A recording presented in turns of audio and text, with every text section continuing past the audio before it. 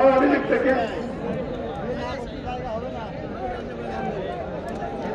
ভারতের মানুষ কোনদিন নিজের ইন্তেজামের মধ্যে অংশ নিতে চায় না, এটা দেওয়ার নিয়ম নয়।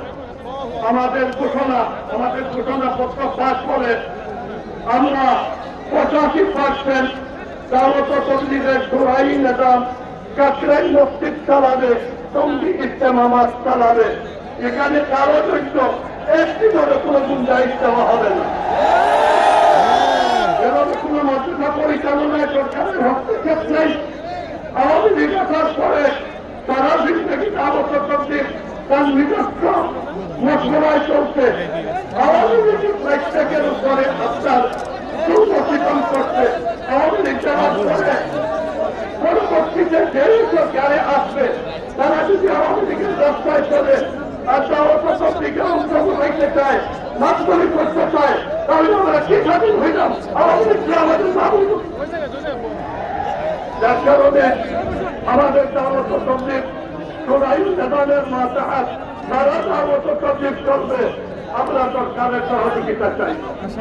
আওয়ামী লীগের প্রথম দল যে বিভিন্ন মাদ্রাসা কমিটিতে ঢুকছে, যে মসজিদ কমিটিতে ঢুকছে, প্রত্যেকটার মধ্যে আপনার দুষ্কামি আর দুর্গতি করছে। আওয়ামী লীগ যাওয়ার পরে যদি জামাত বিএনপি এইভাবে মাদ্রাসা কমিটি আপনার ঢুকে আর মাতবরি করতে চায়, তাহলে আওয়ামী লীগকে বিদায় করি আমাদের লাভটা কি হইল? যার কারণে আমরা যেভাবে স্কুল কলেজে মাতবরি করতে চাই না, আমাদের মাদ্রাসা মসজিদে হলেও কোনো আপনার পলিটিক্যাল পার্টি মাতবরি করতে যেন না আসে। যদি আসে তাহলে আমরা উলামা তাবলীগ সবে তার বিরুদ্ধে করে আমাদের মাদ্রাসা মসজিদ ইবাদত করব।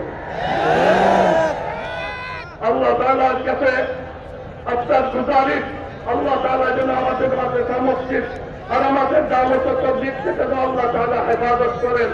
আর আপনারা যে কোনো জায়গায়, যে কোনো মসজিদে, যে কোনো মাদ্রাসায় কেউ মাতবরি করতে আসবে, তাহলে সারা জনসাধারণ উলামায়ে কেরামের সাথে থেকে এটা প্রতিহত করবো। ওয়া আখিরু দাওয়ানা আলহামদুলিল্লাহি রাব্বিল আলামিন।